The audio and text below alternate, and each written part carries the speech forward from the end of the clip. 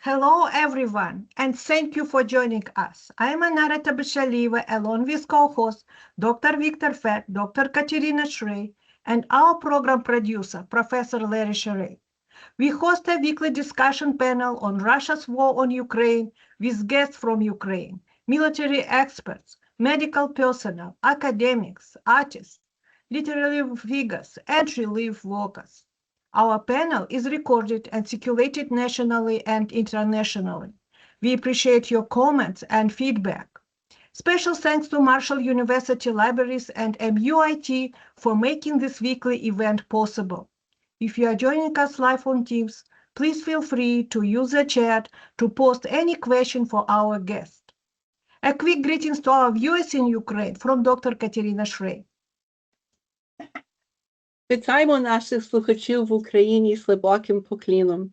Ми далі свідки вашого страшного терпіння і також вашої великої сили. Дякую вам за вашу участь в нашій тижневій програмі. Thank you, Katerina. Today's guest will be introduced by Dr. Victor Fett. Thank you, Anara. It is my pleasure to introduce our common contributor, Dr. Robert McCollister from Ohio, with a presentation titled Ukraine, Iran, and the Future of War and International Cooperation. Before I go further, I would like to mention that Robert McCollister is a member of Sunflower Seeds Tri-State Aid for Ukraine, a local organization which is remarkable in its constant help for Ukraine for the last more than 4 years. And here is the president of Sunflower Seeds, John Yeager, with his announcement. Please, John. Right. Thank you, Victor. For those locally and for those who don't mind traveling from, well, I don't know, California, we're having a Taste of Ukraine on August 23rd. That's a Sunday at 6 p.m. And it's more than a taste. It's a full meal.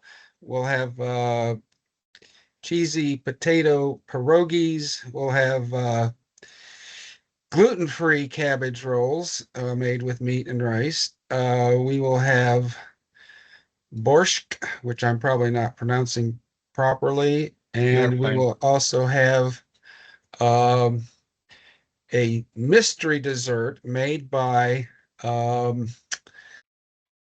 our friend in Logan, who is a Ukrainian woman who's the wife of Pastor Nick, whose name escapes me right at the moment. So it'll be fully authentic Ukrainian food. We will also have entertainment by our favorite singing octet El Coro and a special soloist, Cadence Weaver, who's a Marshall University master's graduate, and not the least is Dr. McCollister, who will give us a similar update that he's giving us today, and I will update everyone on the status of sunflower seeds. So thank you for my 45-second commercial. Pastor John, if I can just jump in really quickly. I think Sunflower Seeds has reached a really important landmark recently with the funds you raised. Could you say a few words about that? Right. Thanks, Dr. Shrey. We've eclipsed $250,000, which is a big number for us. A good bit of that is the value of medical supplies and equipment that we've collected from the Marshall Health Network here locally and the Valley Health Network. And most recently, I picked up a Toyota Highlander full of medical supplies from the Logan Regional Medical Facility. Again, thanks to our new connection with Pastor Nick from he's a Ukrainian refugee here on the Uniting for Ukraine program. We call it U4U. He's been in the country about 2 years, I think, and he and his children are now living in Logan, West Virginia, and he's the pastor of the First Presbyterian Church of Logan. So they come from an area not far from Mariupol. So basically, their community, their town, their home is basically in the front lines right now. So we support them as we can, and he supports us as he can. So he's become very important and been involved with our Sunflower Seeds board meetings, and probably will become more established there as well. So yeah, thank you for that.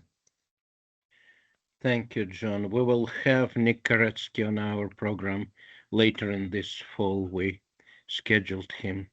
Back to Dr. McCollister and his long-awaited update. I think history happens faster than our updates can provide. Dr. McCollister is an international relations major from Ohio State, back in '92, minor in comparative politics, and his specialty is national security policy, arms control, U.S. foreign policy, which is kind of a current subject on everybody's mind. His Ph.D. dissertation was titled Summit Diplomacy, the Consequences of Cold War Summits. We have a very hot war going on. Dr. McCollister, microphone is yours, and I share your slides right now. Please.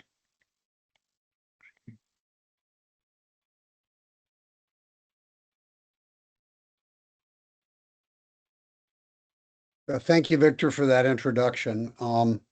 Since the last time I spoke, which was earlier this year in January, I believe, there have been just an extraordinary number of developments in Ukraine, the war in Iran, and I think we may be entering a new era. International relations scholars, national security scholars, sometimes talk about revolutions in military affairs. And that's a period where there is such technological change or such change among the way militaries organize themselves that you enter a new era in security policy, in war, and in conflict that's different from the era before. So it's a revolution in the way wars are conducted. And it looks as though, a lot of times you can't tell these things until they're in the rearview mirror, but it looks as though we may be entering a period like that right now. There was a book that was very popular when I was in graduate school a million years ago in the mid-1980s called Offense and Defense in the International System by an author named George Quester. And it created a stir. Supporters and people who criticized it, as always happens in the academic world. But a lot of what I'm going to say today is at least related to those concepts. In the past, there were periods. So if you go back to the 17th or the 18th and 19th centuries, the time of the American Revolution through the Napoleonic era, this was a period of offensive dominance, where offensive forces could gain ground. They could use military force to accomplish political objectives, acquire territory, build empires. And it was a simple system. It was built on the technology of the time, the smooth bore musket, which was only accurate out to about 50 to 75 yards or so. And what that led to was a new form of military organization pioneered by the French, where you massed your men together to mass your firepower, and you marched up to the enemy in formation. We've all seen films with this that portray this, and that was the dominant form of warfare, and it worked because muskets were so inaccurate. They were accurate only out to about 50 yards or so, and they took so long to reload that by the time You fired one initial volley at an advancing enemy and reloaded. The enemy was upon you. And often what happened was the battle was won with the bayonet, not with firing your rifles. Also, this was at a time pre-industrial revolution, and cannons were incredibly expensive, artillery very expensive. In George Washington's Continental Army, especially through the early years, even into the middle years of the war, Washington typically had 40, 50 artillery pieces with his army. I think by the time he got to Yorktown, he might have been up to about 140 or so. But compared to what came later, it was a very small amount. That continues through the Napoleonic era. Not much change. The major change that Napoleon introduces is with nationalism brought on by the French Revolution. He mass mobilizes much larger armies. So from the 20, 30,000 man armies of the American Revolution, now the 600,000 man army that marched on Moscow. But the character of war hadn't changed. But with the Industrial Revolution and technological advances, that had changed by the time of the American Civil War. And what you see, the first slide this is Gettysburg. This is one of my own pictures. And at Gettysburg, by the time you get to the Civil War, you had the rifled musket, which was now accurate out to 300, 400 yards. You had massed artillery that could be mass produced, accurate out to 1,800 yards. So that when what you're looking at is the Union position, Lee's troops, you can barely see off just a little in the distance, General Lee's statue where he stood during Pickett's charge. That's the field where Pickett's charge happened. As soon as the Confederate troops stepped out of that tree line, they were within artillery range. Solid shot. By the time they get to the Emmitsburg Road, which you can see a truck on the Emmitsburg Road and the fence in the middle of the picture, they were within range of canister, giant shotgun shells fired from these artillery pieces. And there are 370 Union artillery pieces along Cemetery Ridge, on Cemetery Hill, and on Little Round Top. And the result of 12,000 rifled muskets firing them from Cemetery Ridge and 370 artillery pieces was devastation. The old tactics no longer worked. And if you look back at the Civil War, it's generally the side on the defense, the side that had the higher ground, that had the stone wall, that had the superior defensive position that won the battle. It was true at Fredericksburg. It's true at Gettysburg, at Cold Harbor. Grant, in the charge on June the 3rd, 1864, lost 7,000 men in 20 minutes. So you're in a period of defensive dominance where it's hard to gain ground, where it's hard to conquer. Eventually, the United States Army was able to overcome the South through mass, but it's difficult to launch offensives. The two times Lee invaded the North, he was crushed at Antietam and at Gettysburg. So by the time you get to World War I, unfortunately for the Europeans, they had not learned the lessons of the American Civil War. They were paying more attention to the lessons of the Franco-Prussian War, where Prussian mobilization defeated France before it could get ready. They were able to launch a first strike, and that will become relevant later, and able to win that war. Everybody assumed that the war would be over before Christmas when it began in August 1914. But as the position stabilized and the trench line stabilized, the defensive character of that war, especially on the Western Front, where the armies were equally matched, comes to the fore. And gaining ground was literally impossible. The trenches barely moved for 4 years. This is a picture of the British going over the top on the first day of the Battle of the Somme, July the 1st, 1916. On the first day of the Battle of the Somme, on July 1st, 1916, the British lost 60,000 men in one day. So this is a period of defensive dominance. The same was true at sea.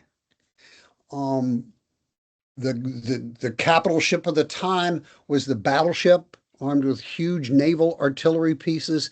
And in those days, you had to sail out within sight of your enemy and blast away at each other.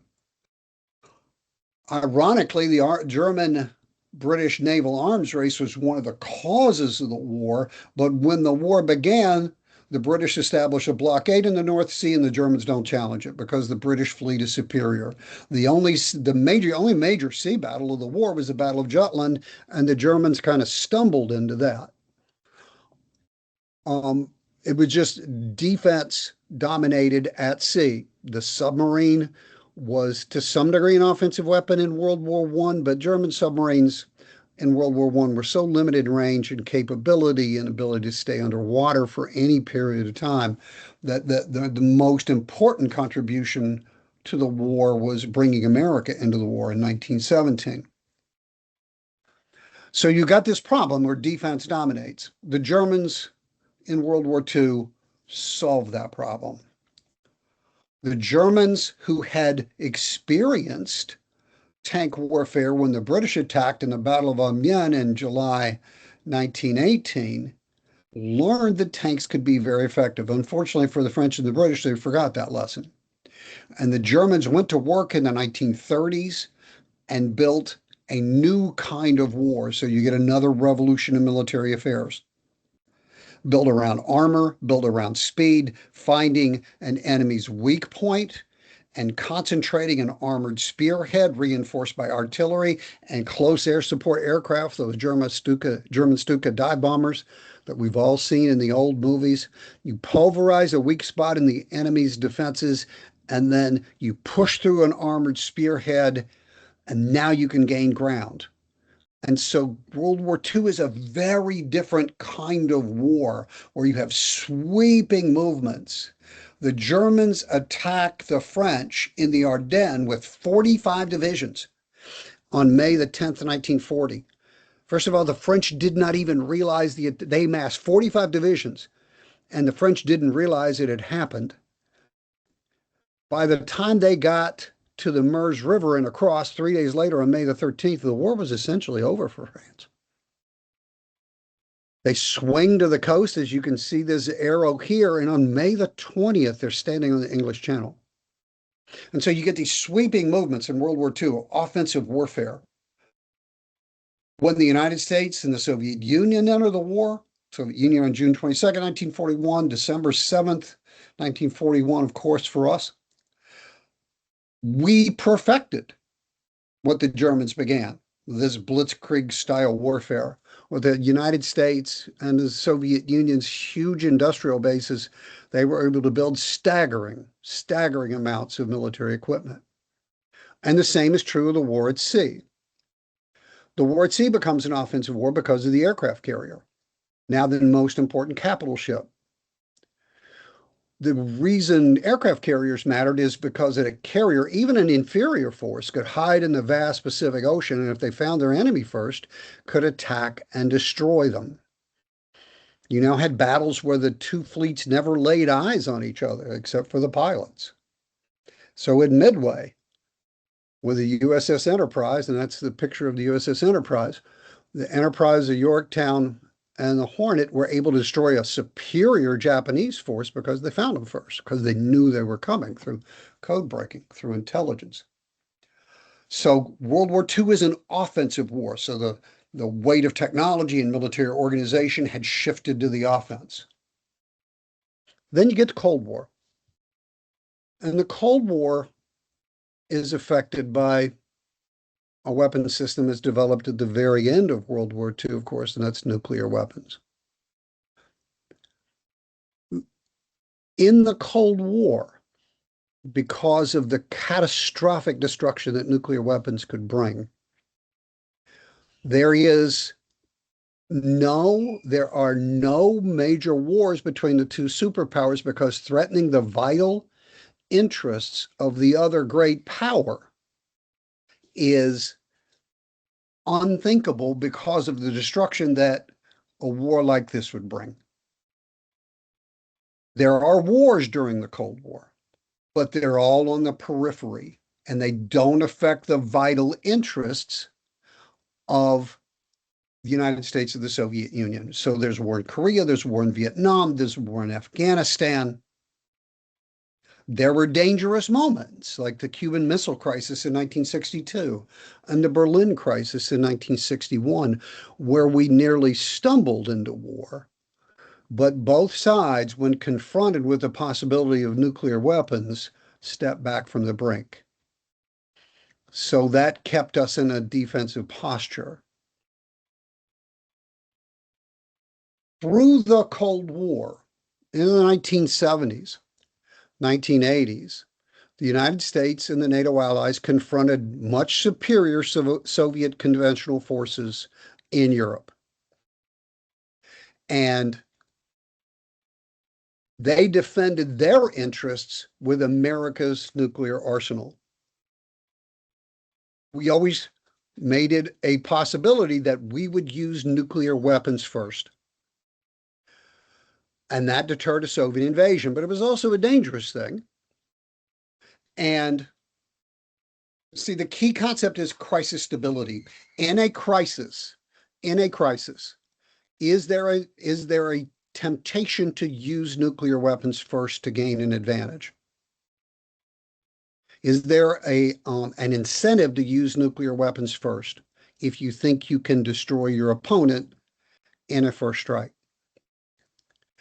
And because we lived with this nuclear sword of Damocles over our head in the 1970s, in the Carter administration, two very important people, Harold Brown and William Perry, began to think seriously about,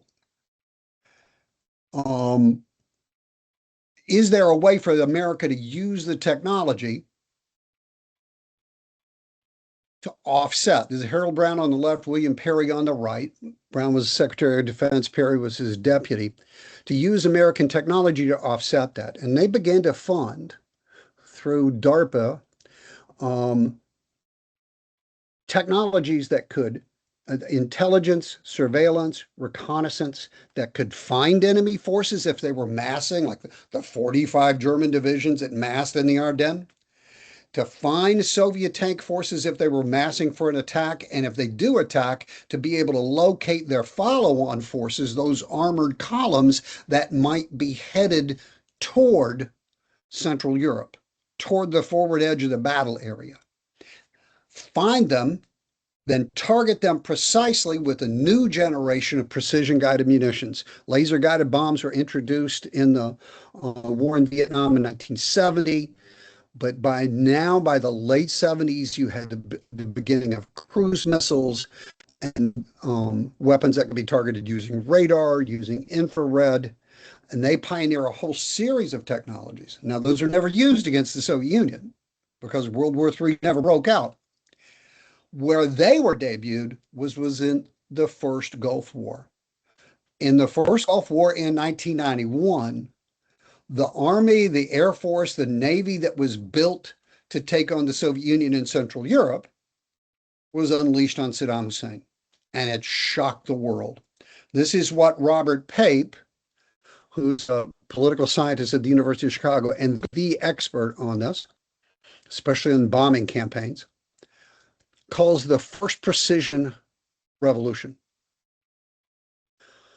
And we were able, with intelligence, surveillance, and recon technology, satellites and drones, to find enemy targets, to locate them, and then target them precisely. And all of us, I believe, most of us at least, on this podcast remember the pictures of bombs dropping down air shafts and Tomahawk cruise missiles going down the streets in Baghdad. It was shocking to a lot of Americans and a lot of folks in the world how much more advanced the United States military was than the other militaries, that we had moved way beyond what others are capable of doing. And that's a profound revolution, and it gave the United States enormous legitimacy. It meant that it is happening simultaneously with the end of the Cold War. The United States has no peer competitor That has huge international repercussions. The second age of globalization, the first age of globalization was prior to 1914. The second age of globalization with such tightly interlinked economies, global supply chains, incredible trade networks in goods, in energy, all those things were protected by American military dominance. We guaranteed freedom of the seas. Remember, in the 1980s, in the Iran-Iraq War, we kept the Strait of Hormuz open.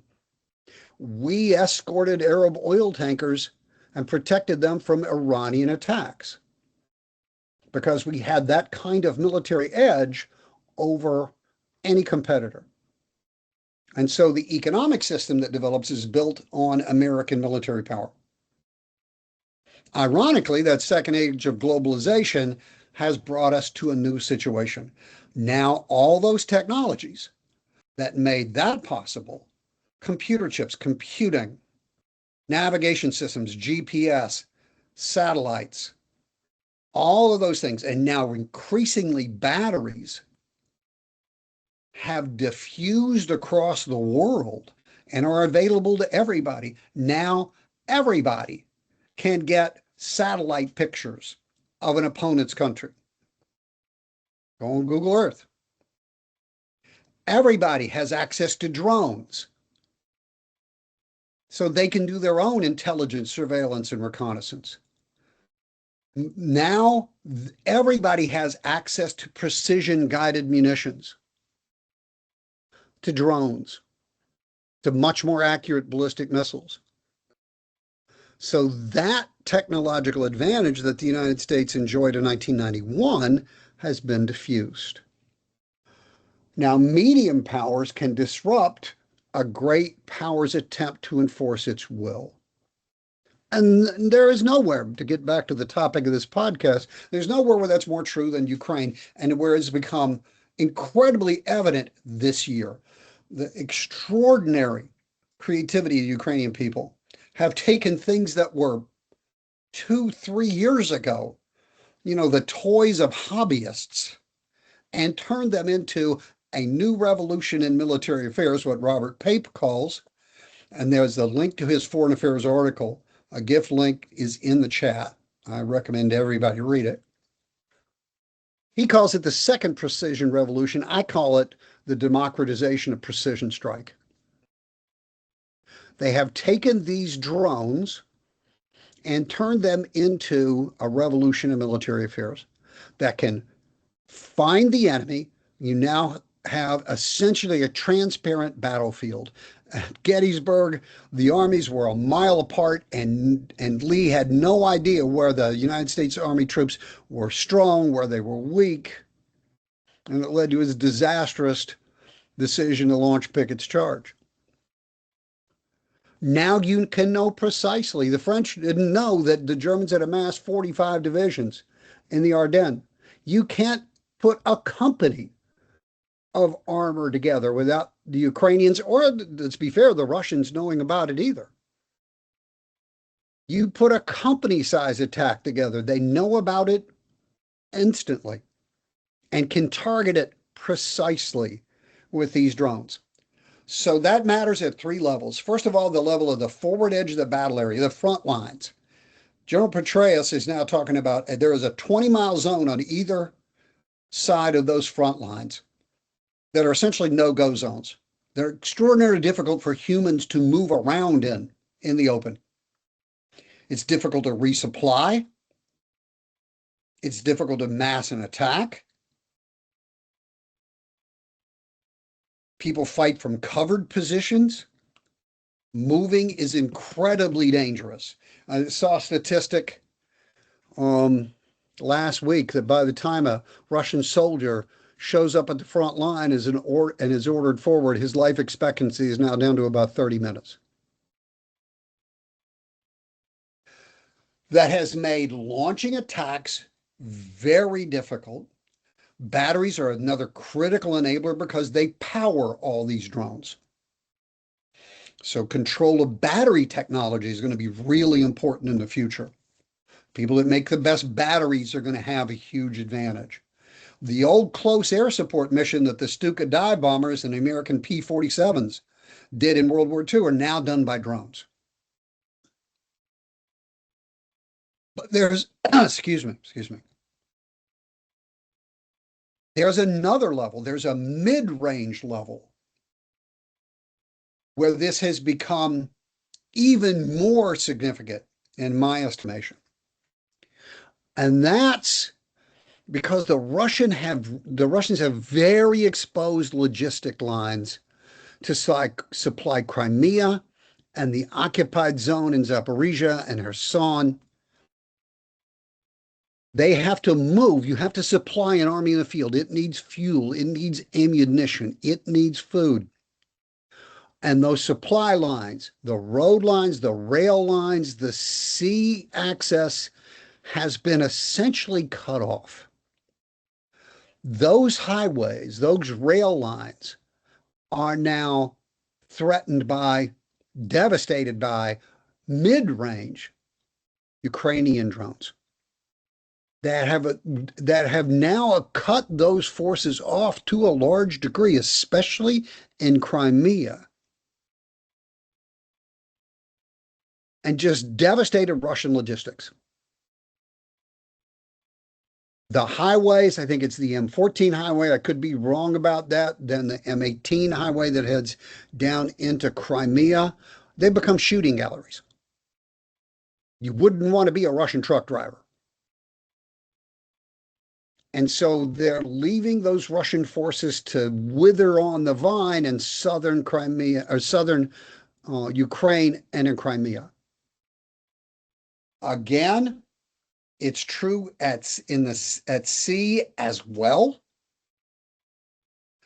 A lot of Russian logistics into Crimea in particular moves through the Sea of Azov.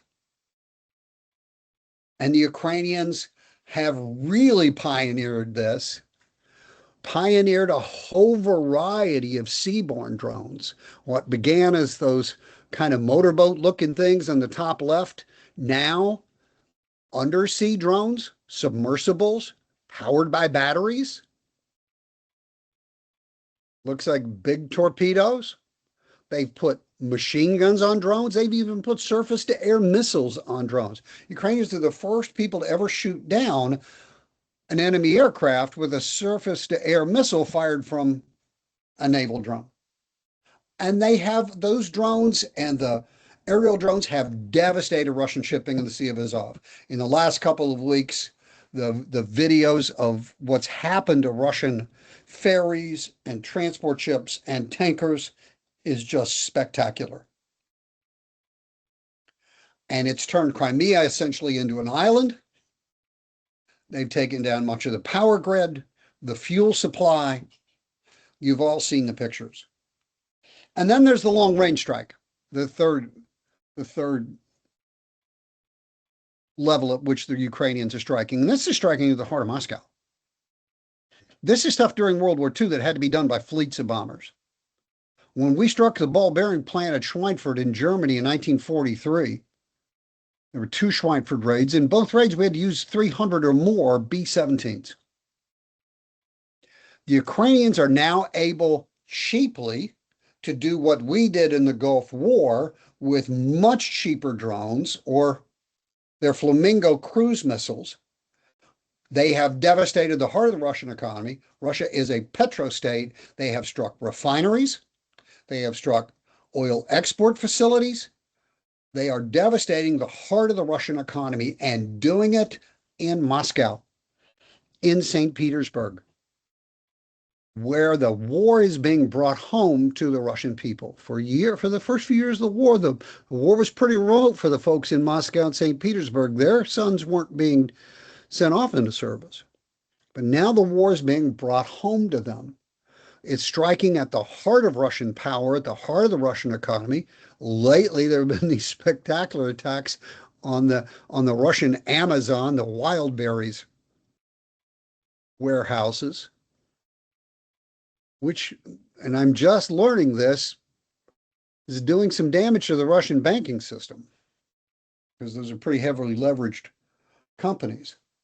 So now you can take the war directly. Even a medium-sized power like Ukraine can take the war directly to a global power. And the same is true with the war in Iran. With all these new technologies, with airborne drones, with seaborne drones, projecting power into littoral areas, into the coastline, has become much more difficult. Much more difficult. They have closed off the Strait of Hormuz, through which 20% of the world's oil travels every day.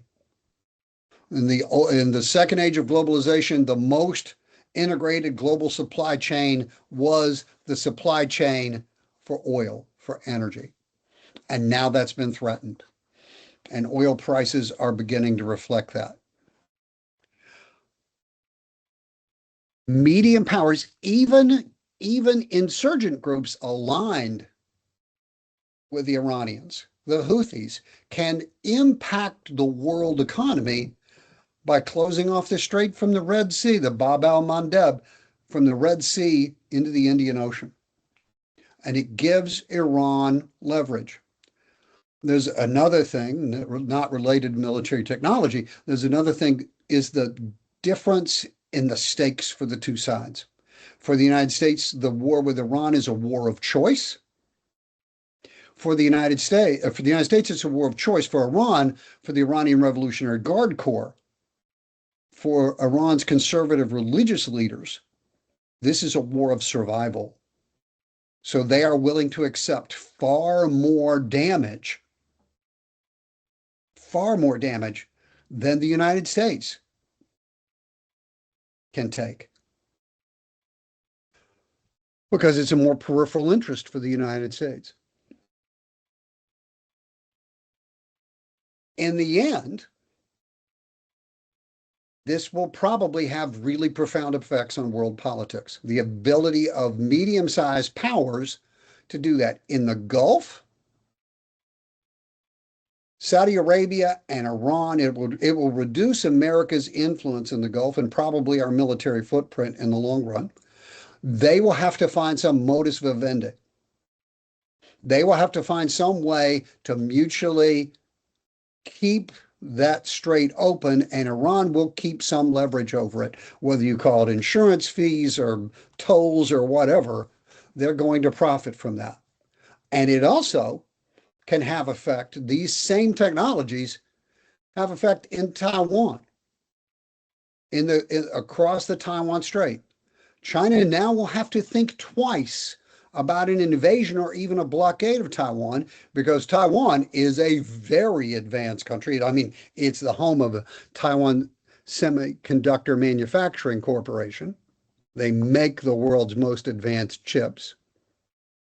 So they can build some pretty high-tech military hardware. And crossing that 90 miles of open ocean could become a very dangerous thing. Amphibious attacks are, even in World War II, the most difficult thing to do. You have very high-value targets, a very small number of very high-value platforms that now can be threatened by, I think a Shahed drone is $30,000. By these naval drones, which are just now emerging, battery-powered, incredibly quiet naval drones that could patrol that 90-mile strait, that could just sit and wait using artificial intelligence for targeting and wait for a Chinese invasion or a Chinese blockade. So they'd have to think twice about it in the future. In the end, the big winner in the Iran war will be China, is likely to be China. This is the second oil shock in the last 6 years. Countries have now learned the lesson that being dependent on oil imports is a dangerous way to run their economy, and are now beginning in extraordinary numbers to invest in the electrification of their economy, powered by solar and wind power. Pakistan has imported an immense amount of solar power. Now the Philippines is doing the same thing. You're going to see this trend accelerate because of the second oil shock this decade. And Chinese EV exports, and the Chinese lead the world by a mile in EVs. Chinese EV exports are exploding, and their expertise in battery technology will give them an advantage in the development of drone warfare as well, something we will have to accelerate. The troubles of EVs in the United States since the Inflation Reduction Act was repealed could have real effects on that. So we live what looks like, understand, this is a very beginning of this. We don't know exactly, this looks like the trend, but we don't know exactly how this is going to mean. We live in an era where defensive dominance may be returning.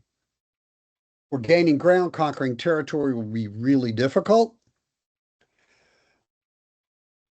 And amphibious attacks, blockades, those kind of things are going to be real dangerous. Projecting force into literal areas is going to be dangerous. You try to use force to conquer, to build an empire.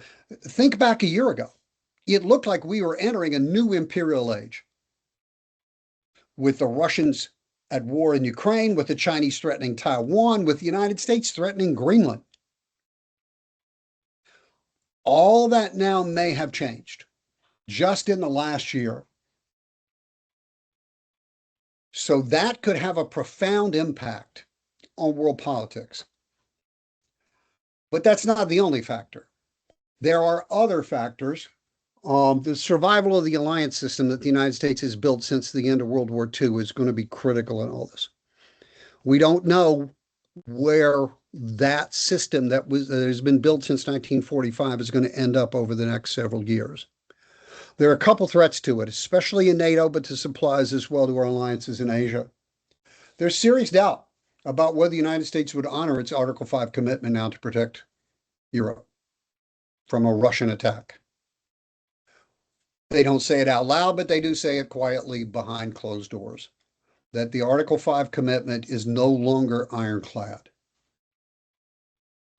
What the new NATO relationship will be, will there be some kind of modified relationship with the United States remaining in NATO? That's a possibility. Or could the United States withdraw from NATO? There have been hints from the administration that that's a possibility too.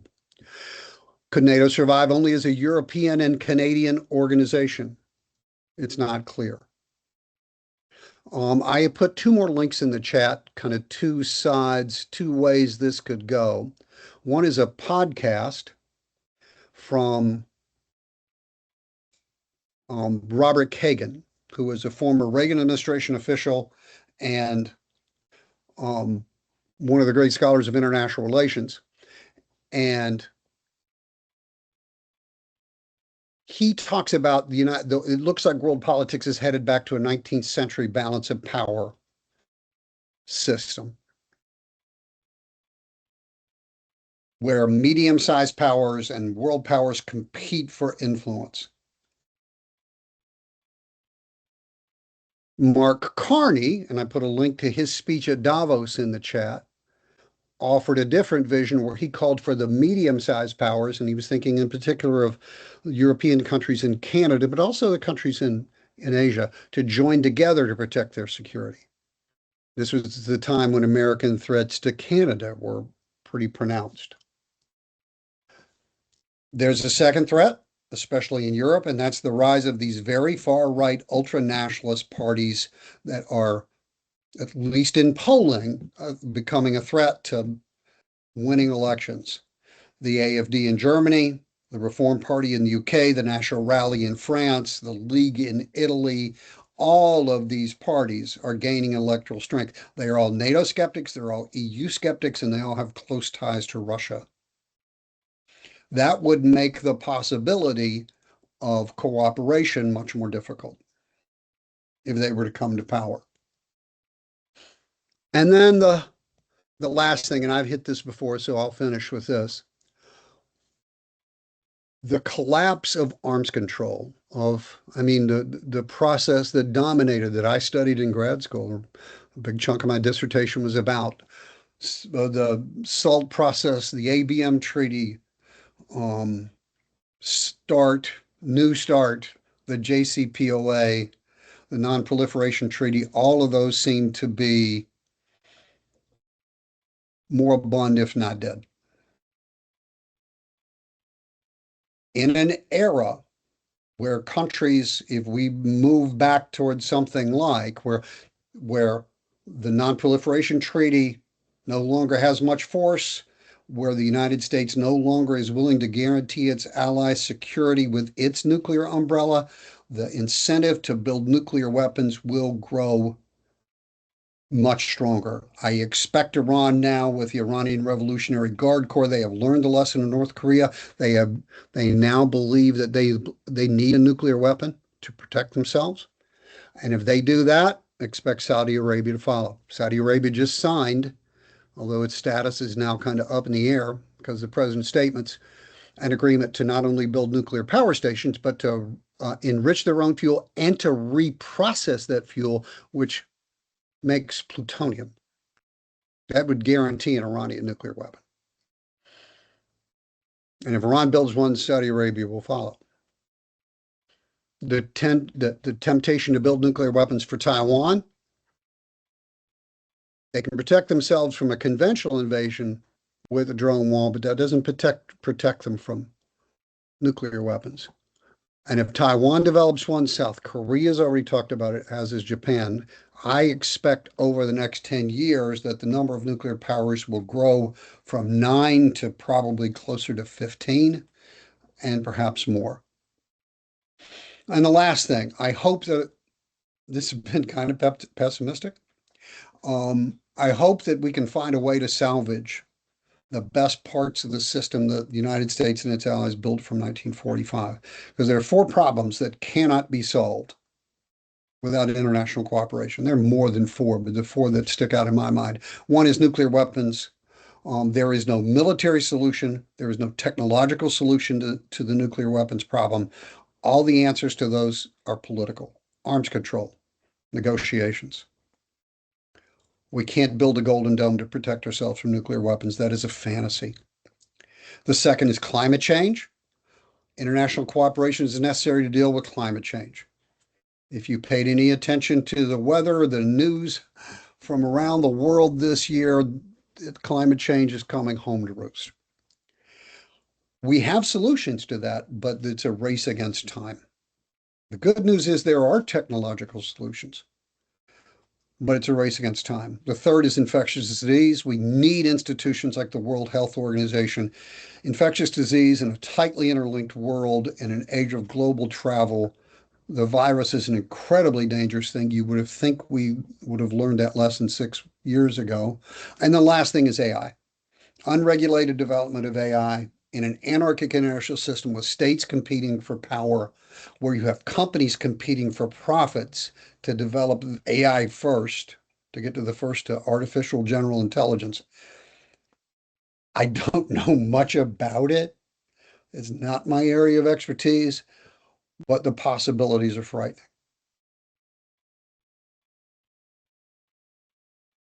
International cooperation is necessary. And with that, I'll take your questions.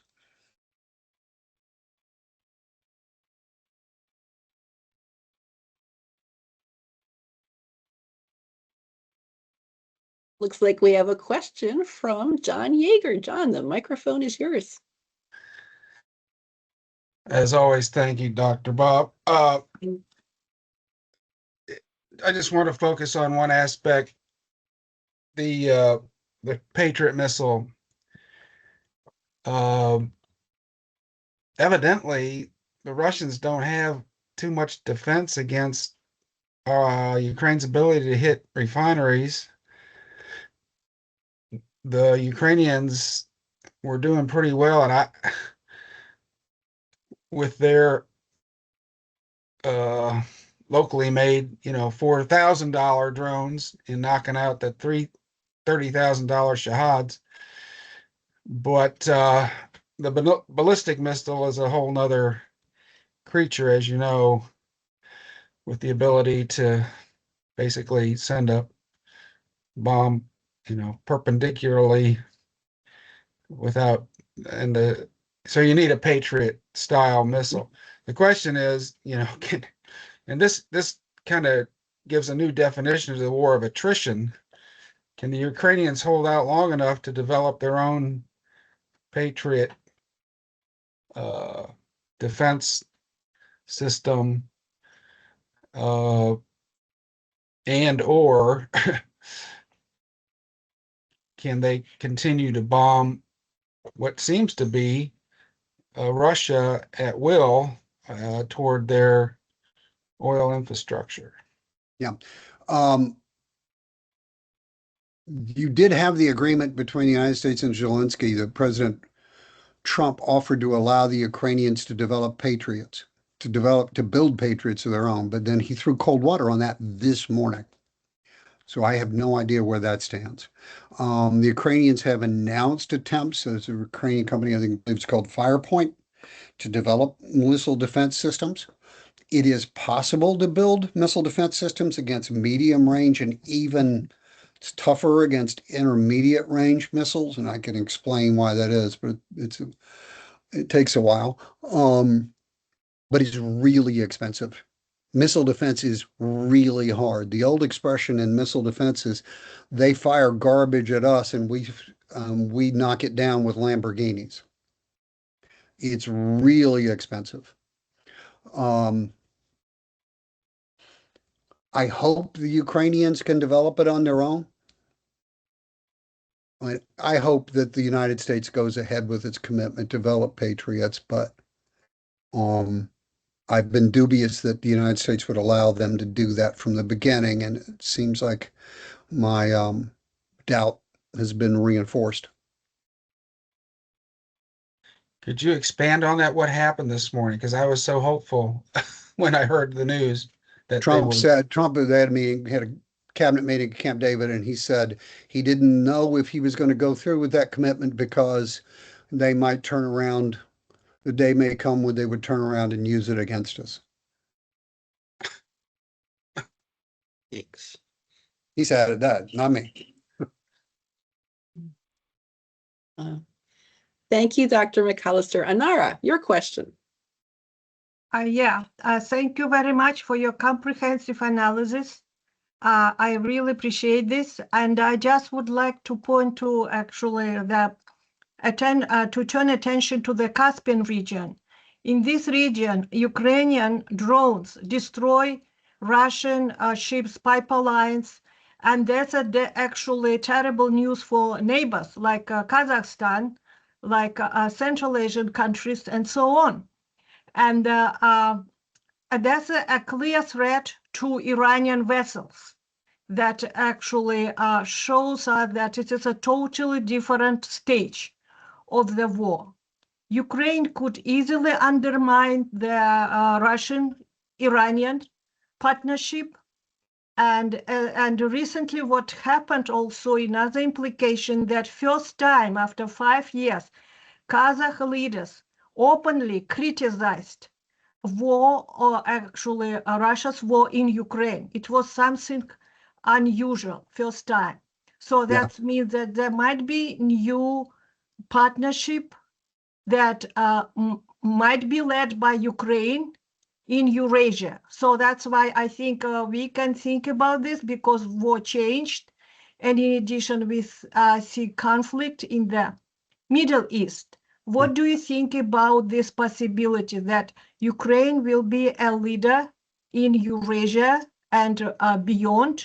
And what might be there in the future? Thank you. Yeah, the war is threatening to become a regional conflict. Much wider now, with the Houthis involved, with potentially Hezbollah again, with the strike in the Caspian Sea. This war is metastasizing, it's growing, and the longer it goes, the more dangerous it gets. I do think Ukraine is becoming a leader in these technologies.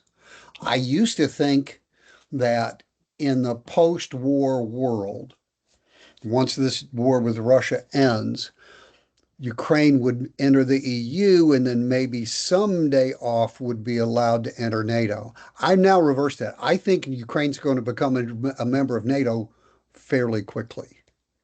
Now, I'm not sure if that's NATO with the United States still a member. I have no idea where that's going to go.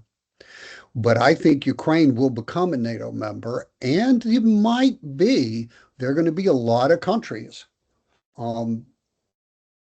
concerned about Russian imperialism and concerned about Iran. Iran's not a global power, will not be a global power, but it's going to be a regional power. It's going to dominate the world's oil trade. That will do two things. Like I said, it's going to accelerate the move to electrification of the world's economies and the move to EVs.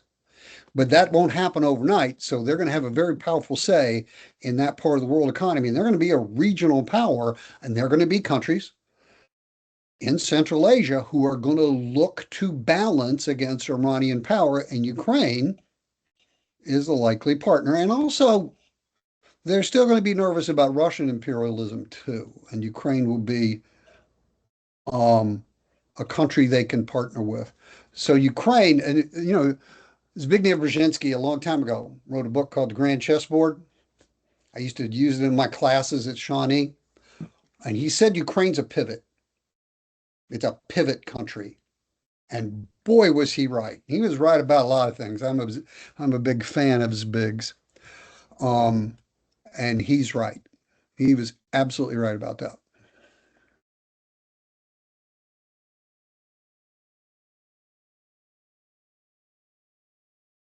Thank you, Bob. Thank you very much. And do we have more questions? Leslie, please.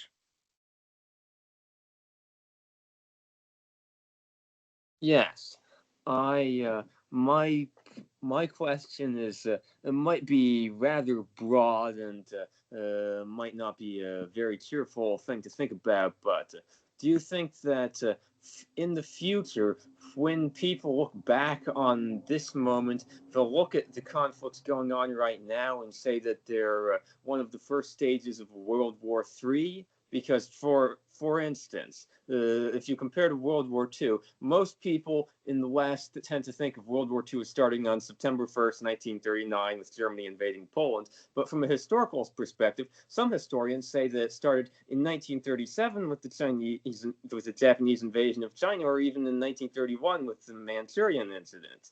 So, could a similar thing be going on right now? Put it this way.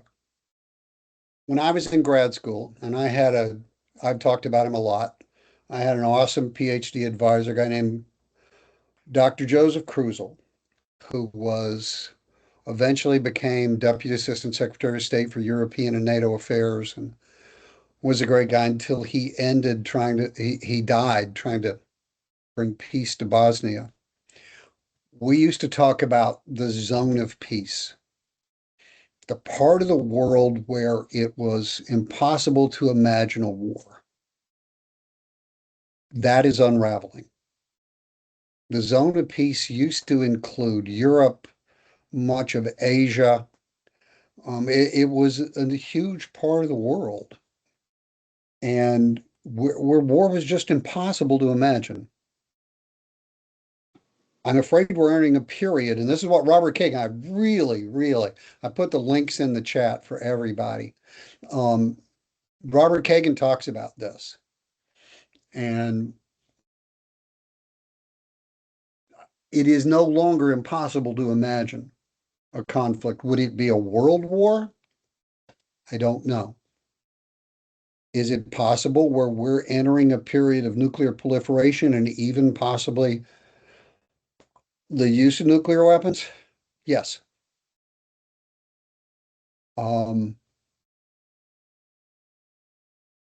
So, maybe this is 1931. Maybe this is the Japanese attack on Manchuria, which was the first stage of what eventually becomes the Second World War. I mean, it's impossible to guess, but we're entering a more dangerous period in world politics. Thanks. I haven't seen the links in the chat, and I've seen other people's comments, so I'm not sure what's going on there. Maybe you could also send the links to Okay, I Dr. just brought the Fetton. chat up. And I see the 3 links. Foreign Affairs, Iran, and I mean, they're in purple. You got to scroll up a little bit.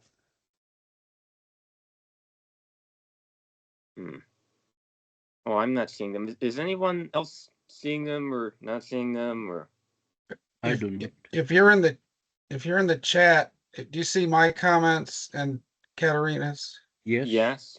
Just scroll up through all those other gray messages and you'll see the 3 links. If you scroll all the way to the top of that chat bar. Yeah, I put them in right at the beginning. Right, I've actually put them in before.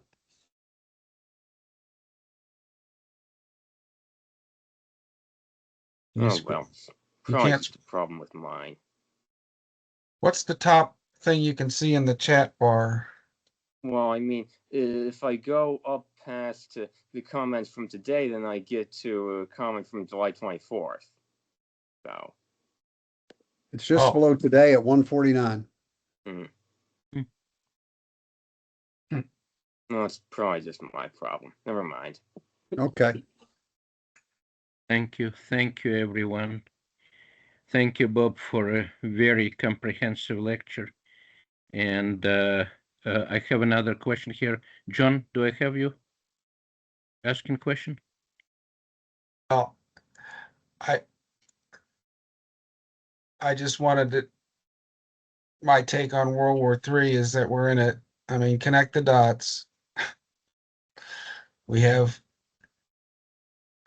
country upon country supplying Ukraine. We have Iranians supplying Russians. We have North Korea supplying Russians. We have Russia supplying Iran. We have Israel doing whatever it does. I mean, I don't know